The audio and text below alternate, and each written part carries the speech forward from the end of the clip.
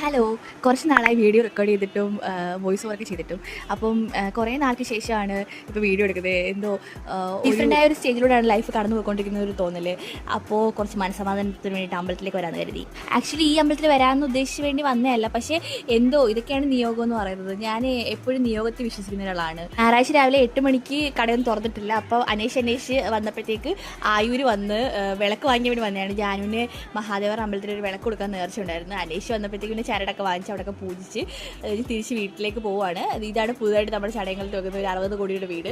വേറെ ബുദ്ധിമുട്ടൊന്നുമല്ല, എന്തോ ലൈഫ് ഒരു സ്റ്റക്കായി പോയെന്നൊരു തോന്നല്. ചിലപ്പോഴൊക്കെ അങ്ങനെയാണല്ലോ, may be after pregnancy delivery അങ്ങനെ വരുമായിരിക്കും തോന്നലുകൾ. നിങ്ങൾക്ക് എത്ര പേർക്ക് റിലേറ്റ് ചെയ്യാൻ പറ്റുന്നുണ്ടെന്ന് എനിക്ക് അറിയത്തില്ല. ചിലപ്പോൾ നമ്മൾ പ്രതീക്ഷിക്കുന്ന കാര്യങ്ങളൊന്നും നടക്കത്തില്ല, ചിലപ്പോൾ അപ്രതീക്ഷിതമായിട്ട് നമ്മൾ പ്രതീക്ഷിക്കാത്തത് നടക്കും.